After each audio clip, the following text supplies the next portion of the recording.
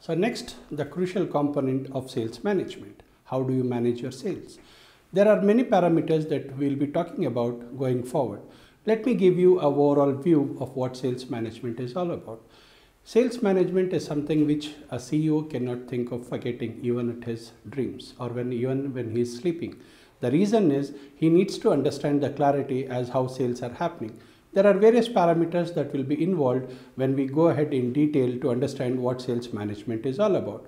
Basically, in a common layman term, it's all about managing how your sales are happening. It is not only about that, it's all about increasing the sales.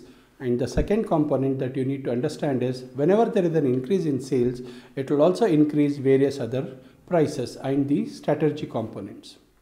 Let us understand how does that happen.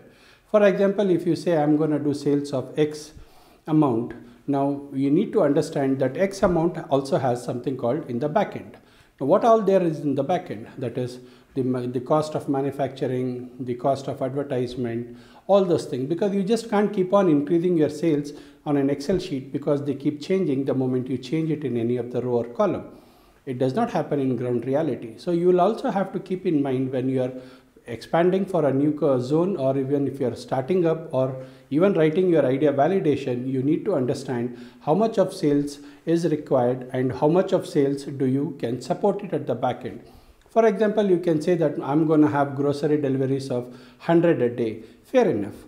That's a good number. But for serving 100, you need to have at least 10 vehicles, 10 drivers, 10 helmets, 10 bags. So that is how the back end calculation happens. Now all this culmination comes into the sales management. And also you need to remember at what prices they are moving in, which is the fast moving SKU, and how much is that SKU going to generate profits to you. You might have n number of products, whether it can be 100 vegetables in your menu card. When people are ordering, you will also have clarity how many vegetables are going to move much faster. And at the same time, you also need to understand which vegetable can give you maximum amount of profits. So when you do a recalculation at the back end, you will start slowly procuring these vegetables which are giving you more amount of profits directly from the farmers, so that can increase your profit ratios.